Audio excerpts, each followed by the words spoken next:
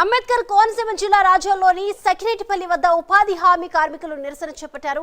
వెంటనే వేతనాలు చెల్లించాలని, ఉపాధి కోసం వేతనం 500 రూపాయలకు పెంచాలని వారు డిమాండ్ చేస్తున్నారు. కార్మికులకు మానవ హక్కుల సంఘం బీఎస్పీ నేతలు మద్దతు తెలిపారు.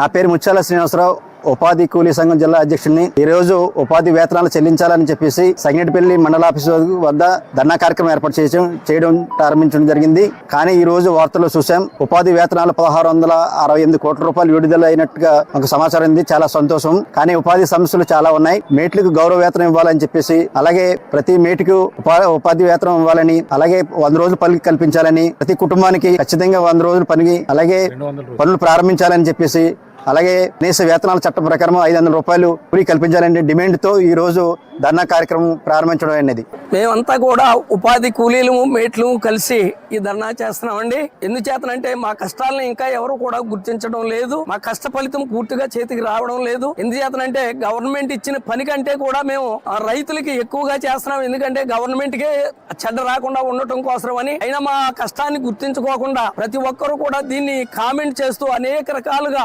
ప్రకటనలు చేస్తున్నారు. అయినా మేము కష్టజీవులు కష్టపడి పని చేయడమే మా వంతు కనుక మేము కష్టపడి పని చేసి మరి వేతనాన్ని సంపాదించుకుంటున్నాం. మా వేతనాలను ఇంకా పెంచి మా కష్టాలని గుర్తించి ప్రతి ఒక్కరూ కూడా మరి ఈ మీటింగ్ లో పాల్గొన్నారు కనుక మా కష్టాలను మీరు గుర్తించి ముందుకు నడవాలని, అలాగే వేతనాలు మా కూలీ కొంచెం పెంచాలని, మా పని దినాలు కూడా పెంచాలని ఇవన్నీ కూడా మీకు విన్నవించుకుంటున్నాం. సూర్యప్రకాశరావు, వ్యవసాయ కార్మిక సంఘ నాయకుడిని. ఈ రోజు నా సకినేటిపల్లి మండలంలో ఉపాధి హామీ పథకం కార్మికులందరూ కూడా ఇక్కడ గ్యాదర్ అయ్యి వాళ్ళ సమస్యల పరిష్కారం కోసం ధర్నా నిర్వహించడం జరిగింది. ముఖ్యంగా వీళ్ళకి పని రోజు 200 రోజులు పని దినాలు ఇవ్వాలని, 500 రూపాయలు కూలి ఇవ్వాలని, ఇంకా అనేక సమస్యలు గతంలో ఈ సమ్మర్ అలవెన్స్లు అవి వగైరా ఇచ్చేవారు, అవన్నీ కట్ చేశారు. అలాగే మరి ఈ పరిష్కారం కోసం అనేక విజ్ఞప్తులు చేసినప్పటికీ కూడా ప్రభుత్వం పట్టించుకోవడం లేదు. ఈ సమస్యలు పరిష్కరించాలని, అలాగే మేట్లకి గౌరవ వేతనం ఇవ్వాలని, ఫీల్డ్ అసిస్టెంట్లకి వాళ్ళకి ప్రమోషన్లు ఇవ్వాలని కోరుకుంటూ అనేక సమస్యలు ఉన్నాయి.